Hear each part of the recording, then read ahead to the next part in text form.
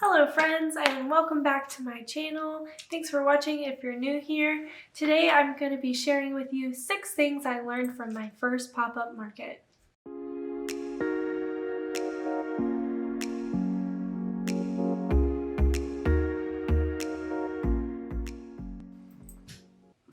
I recently had the opportunity to participate in my very first pop-up market or craft fair, however you'd like to call it. It was such a fun experience and I really learned so much.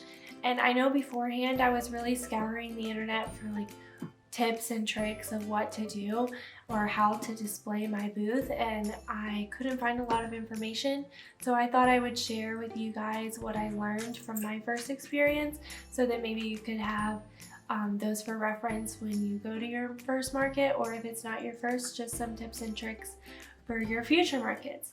I've got my notes here on my phone, so if you see me looking down, I'm just looking at what I was planning to say. Coming in at number 1, my top tip would be to practice your booth display beforehand. I had set up basically everything. I had set up the whole inside of the tent. So the fair I was at was outdoors, so we had a 10-foot square tent and then the display was inside. And I had set up everything and taken pictures, and that really was so helpful.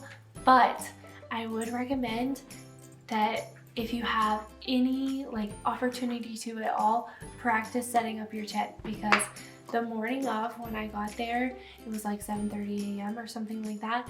I was trying to set up my tent and I had no idea how, and all the little zip ties were still on there because it was brand new, and I was just scrambling, watching other people set up their tents, trying to figure out how to do it, because I had watched a tutorial, but you forget in the moment. So practice your tent display, including the actual tent.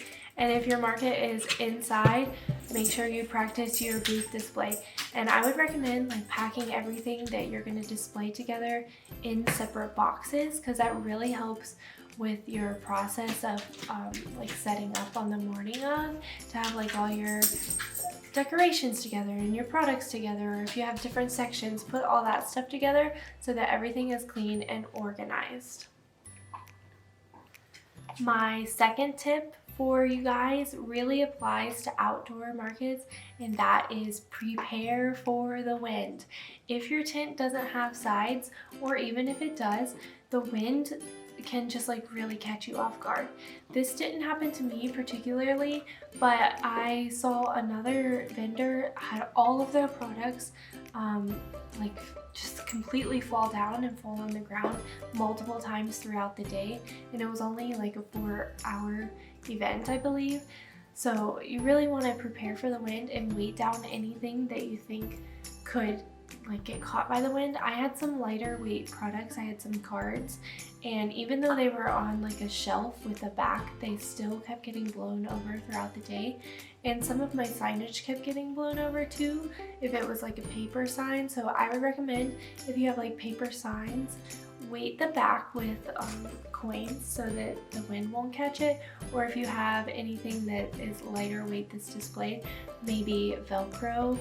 I think that if I were to redo it, I had a garment rack with some wall tapestries hanging on it, and the wind would catch it and they would all blow to one side or the other. If I could redo it, or in the future, I'll put a row of the soft side of the Velcro, or wrap it in felt at the top of the garment rack so that the hangers won't slide from side to side.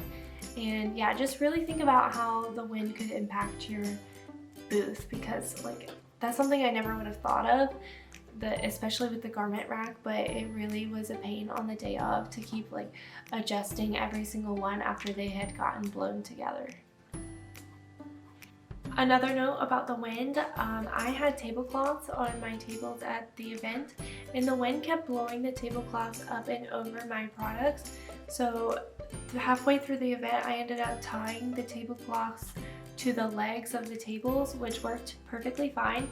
But another idea you could do is maybe weight the back of the tablecloths with a wood clamp or some other type of clamp, so that you don't have to worry about that throughout the event. My third tip for you guys is to bring something to work on throughout the event. This is especially applicable if you have a handmade good that you're trying to sell. Bringing something to work on really draws the consumer in, and they're interested in what you're doing, and it feels less it feels more inviting, I would say, so they don't feel any pressure. They can just come up and look at what you're doing, and then that might lead to a sale. I personally didn't do this, but I saw some other vendors that did have something to work on throughout the time that they were there, and it was just so cute. And then you're not wasting any time either. You're getting stuff done in the lulls of the market. That brings me to my fourth tip, which is especially applicable if you already have a platform where you sell things online, like maybe through Etsy or Shopify or something else. And that is that not all of your best sellers sell well in person. I found when I was at my in-person market, some of the more trendy items didn't sell as well as they do online. I think that in person, a lot of times people are looking for something more unique, more original that they can't go and buy somewhere else online at any point. So they're more likely to buy that kind of item spur of the moment than they are to buy something that they have seen before. A good example of this is I made some little macrame coasters, I call them mug rugs, and some macrame feather pendants, and those usually sell pretty well online, but they had much lower sales in person. Whereas my one-of-a-kind circular wovens sold really well throughout the day, and my hand illustrated cards sold really well because that was something that people couldn't just go buy the exact same thing from someone else at any time. Duncan's going to be joining us for our fifth tip, which is to definitely make sure you bring someone else with you for the day of the event. Starting with setting up, like you definitely need an extra set of hands to help you set up, but also throughout the entirety of the event. I actually had two people that stayed with me throughout the whole event. That was one of my good friends and also my husband Sam, and I don't know what I would have done without them because they were just They were such a big help on the day of. At any point, if I wanted to walk around and see other vendors or get some food or even just use the bathroom, I knew I could leave my booth safe with them, and that if anyone needed assistance with something or if someone wanted to buy something, they would take care of it.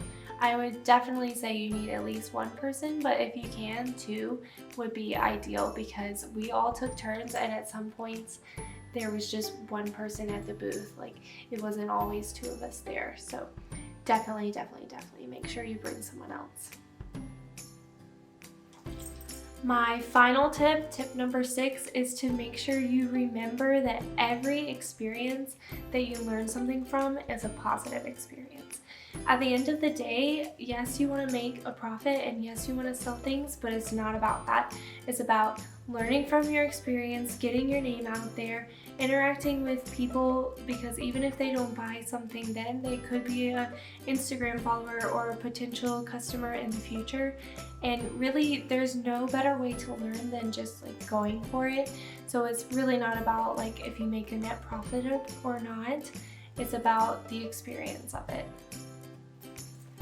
Alright guys, thank you so much for watching my top six tips of what I learned at my very first pop-up market. I hope that some of these tips can be helpful for you as you're preparing for a market. And if you like this video, go ahead and make sure to hit the like button and the subscribe button so you can keep coming back for more content. I'd really appreciate it, and I'll see you guys next time.